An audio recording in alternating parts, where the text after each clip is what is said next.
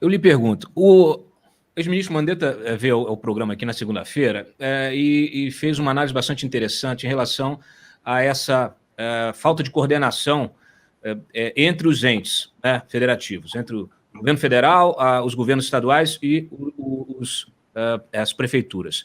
E parte disso, uma questão, obviamente, é a troca de turno nas prefeituras, né? Novos prefeitos, novas equipes, novos secretários de saúde, enfim.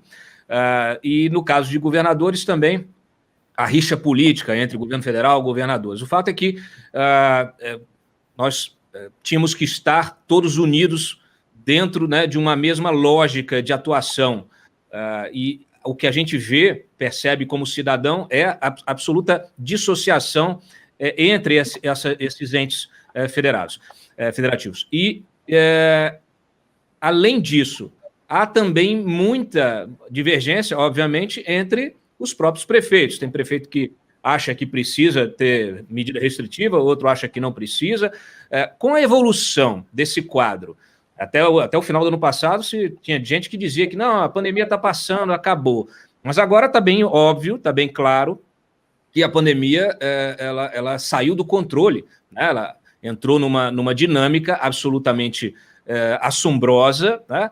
E saiu totalmente do controle. Houve uma mudança, há uma mudança de postura dos prefeitos em relação a isso. O senhor percebe um entendimento maior em se estabelecer essa coordenação, ainda que a gente não tenha o novo ministro da Saúde empossado? Cláudio, eu vou ser bem sincero contigo. Eu fui prefeito 8 anos e mantive o mesmo secretário de saúde por 8 anos.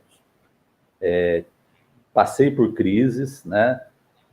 Mas era um homem de caráter, um homem competente, eu dei o suporte político. Por que eu estou falando isso? Se esse novo ministro for muito inteligente, ele vai demorar 6 meses para conhecer o ministério.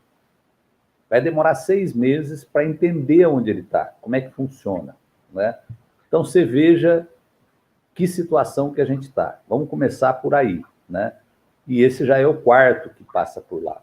Então, a verdade teve aquela doutora Ludmila, que eu fiquei empolgado com a mulher. Eu vi que o ministro ele tem que ter 2 coisas. Parte técnica, isso aí é preponderante. E tem que ter um carisma. E eu senti isso nessa mulher. Pouca coisa que eu vi dela. Só que o que acontece?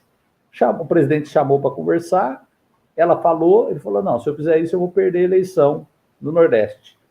Então, a verdade é que nós temos um presidente preocupado com a eleição de 2022. Olha, eu sou político, eu fui vereador, deputado estadual, deputado federal, prefeito. Eu sei que o político tem isso na cabeça, mas tem hora que ele tem que falar, não, eu não vou cuidar disso daqui. O resultado eu vou ver lá na frente. Então, o que eu vejo? O presidente Bolsonaro, ele falou, eu vou cuidar desses meus 30%. E não importa os outros 70%. Eu sinto muito isso. Ele falou contra a vacina, agora mudou o discurso a favor da vacina, né? Está falando que realmente que vai comprar, que isso e que aquilo, né?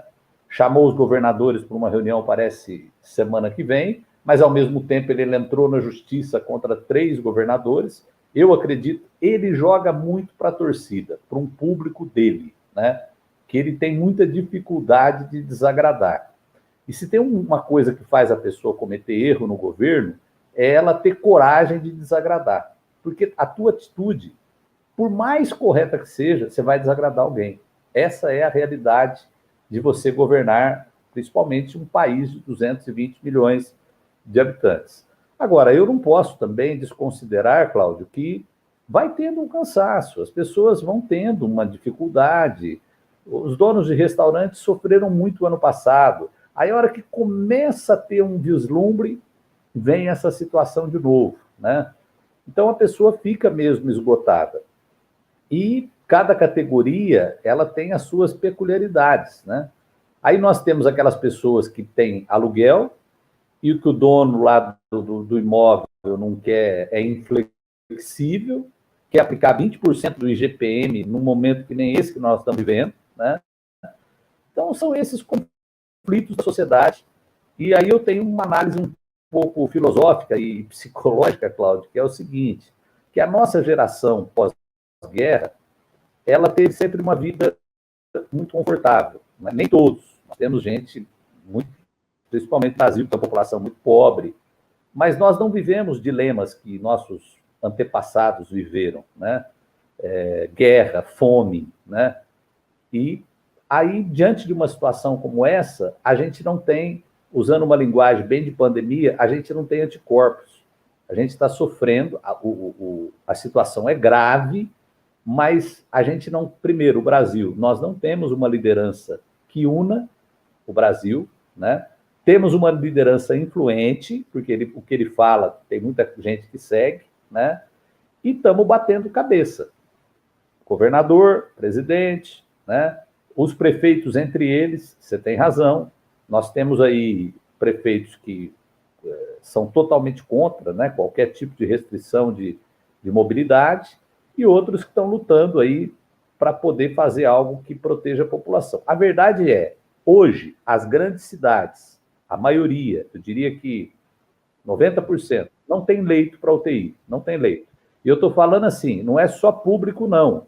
Tem um grande plano de saúde aqui da minha cidade, Campinas, onde eu estou falando, que já não tem mais aonde internar. Então, vai pegar toda a classe social, né? Porque vai ter gente aí com plano de Einstein, de Sírio-Libanês, que não vai ter leito para ele deitar.